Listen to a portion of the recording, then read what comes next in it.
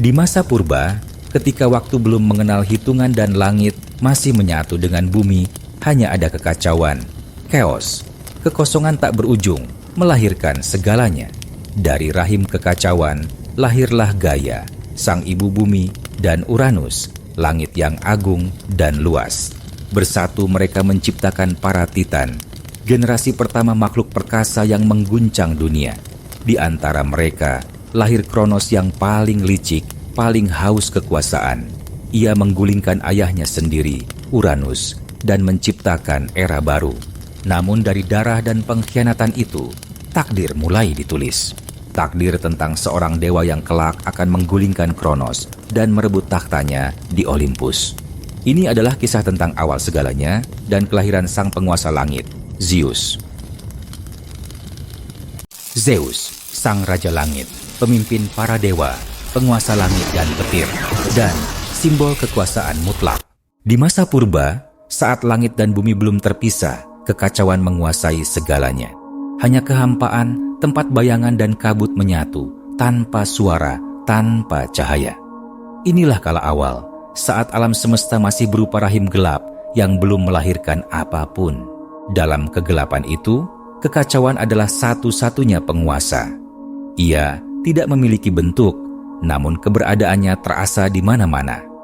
Awan hitam tanpa asal menggulung perlahan, kadang membentuk wujud samar yang nyaris seperti makhluk, tapi segera hancur kembali menjadi debu purba. Dari kekacauan ini, dua sosok perlahan-lahan bangkit. Gaia, sang ibu bumi, dan Uranus, langit pertama. Mereka tidak lahir dalam arti biasa. Mereka tumbuh dari kehendak yang tidak bisa dijelaskan, muncul dari inti kekacauan itu sendiri.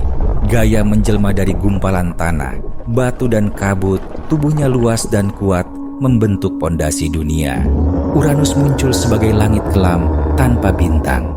Tubuhnya tinggi tak terhingga, menyelimuti segala sesuatu di atasnya. Mereka saling menemukan di dalam kehampaan itu, saling mengenali dalam sunyi yang begitu pekat. Di antara mereka, tumbuh rasa saling memiliki, bukan cinta dalam bentuk manusia, tetapi sebuah kesatuan purba yang mendalam. Ketika mereka bersatu, untuk pertama kalinya, kehampaan mulai berubah. Getaran aneh merambat di antara mereka, memecah keheningan, dan dari sana, benih penciptaan mulai berdenyut. Dari rahim Gaia dan Uranus, lahir generasi para Titan yang dipimpin oleh Kronos yang zalim, ayah pemakan anak yang takut akan ramalan, tahtanya direbut oleh salah satu anaknya. Seperti yang dia lakukan pada ayahnya, Uranus, Kronos menelan mereka satu persatu. Tapi Rhea, sang ibu, menyelamatkan bayi bungsunya. Zeus, sang harapan terakhir, dan menyembunyikannya di gua gunung Ida, Kreta, dijaga oleh nimfa dan makhluk hutan, hingga ia tumbuh menjadi kuat, bijak, pemberani, dan siap menantang takdir. Saat dewasa setelah mencapai kekuatan penuh, Zeus kembali, tak lagi sebagai anak, tapi sebagai pemberontak langit. Ia memutuskan untuk menggulingkan ayahnya demi menyelamatkan saudara-saudaranya. Zeus memberi ramuan kepada Kronos, memaksanya memuntahkan semua saudaranya, Poseidon, Hades, Hera, Demeter, dan Hestia. Bersama mereka dan para sekutu seperti Cyclops dan Hekatonchires, mereka melancarkan perang besar yang dikenal sebagai Titanomachi, perang antara para dewa Olimpian yang dipimpin oleh Zeus melawan para Titan dari puncak gunung Otris yang dipimpin oleh Kronos. Langit menghitam oleh awan badai. Petir Zeus membelah langit seperti cambuk cahaya, menghantam para Titan. Poseidon dengan trisulanya mengguncang lautan, menciptakan tsunami yang melanda daratan. Hades dengan helm kegelapannya menyelinap di antara Titan, menyerang dari bayang-bayang. Para Titan membalas dengan kekuatan luar biasa. Hyperion, sang Titan matahari, menyalakan medan perang dengan api. Atlas, sang Titan bumi, bertarung dengan kekuatan menggetarkan bumi, mengangkat batu besar dan melemparkannya ke arah para dewa. Koios dan Krios, para penjaga langit, menyerang dengan kekuatan yang dapat mengoyak dimensi.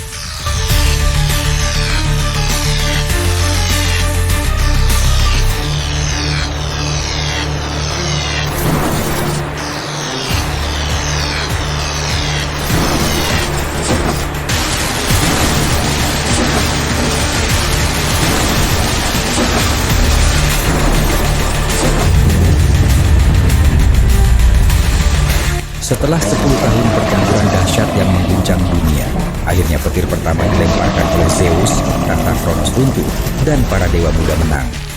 Para titan diikat dan dikurung di Tartarus, sebuah jurang tanpa cahaya, penjara terdalam di dunia, dan Zeus naik takhta sebagai Raja Langit. Ia membagi dunia, Zeus menguasai langit, Poseidon memegang laut, dan Hades mengatur dunia bawah. Di puncak Olympus, Zeus memerintah dengan petir di tangan. Ia menikahi Hera.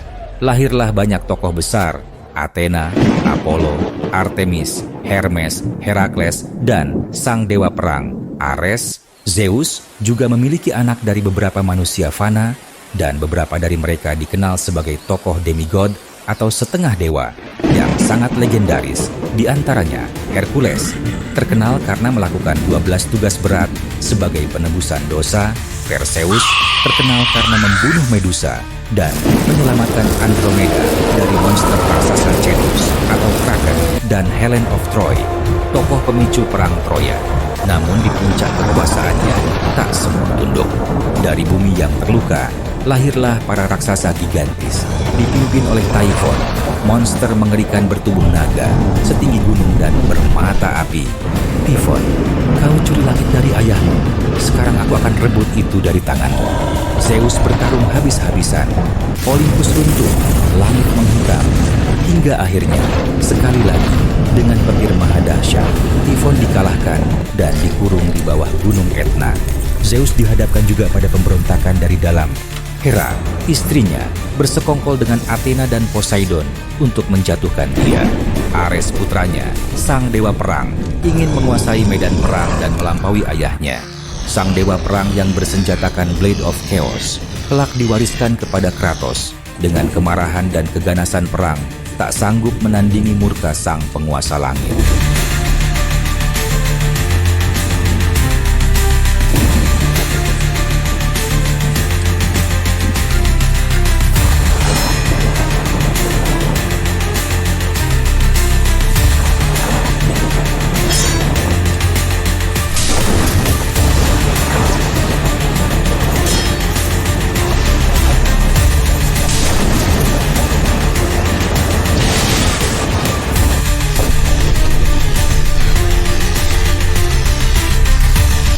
Pukulan kilat Zeus mengantam Ares dan sorotan tajam mata sang penguasa Olympus membuat gemetar sang dewa perang. Zeus bergetar namun tegas berkata, "Aku adalah langit. Siapa yang mengguncangku akan merasakan murkaku." Namun, bukannya kehancuran, Zeus menunjukkan sisi lain. Ia menegakkan keseimbangan dan tatanan kosmis selama kekuasaannya berlangsung terhadap para dewa dan manusia. Pada awalnya, manusia sangat bergantung pada para dewa. Mereka percaya bahwa segala hal di dunia ditentukan oleh kehendak dewa. Manusia membangun kuil-kuil megah, mempersembahkan korban dan upacara untuk menyenangkan para dewa dan menghindari murka mereka. Ketika zaman berubah, manusia tak lagi berseru pada Olympus. Kepercayaan terhadap dewa mulai tergoyahkan saat manusia mengembangkan akal budi dan pengetahuan sendiri. Para dewa menjadi lebih jauh dari kehidupan manusia. Zeus tak lenyap, tapi menghilang dari pandangan. Ia menjadi legenda, ia hidup di cerita, di mitos, di dalam kita. Kisah mitos dan legenda belum berakhir. Mereka tak pernah mati. Masih banyak cerita yang belum terungkap, mereka hanya menunggu untuk diceritakan ulang. Silahkan like, share, dan subscribe channel Myth and Legend biar kamu tidak ketinggalan kisah-kisah paling seru dan misterius dari seluruh penjuru dunia. Sampai jumpa di kisah mitos dan legenda berikutnya.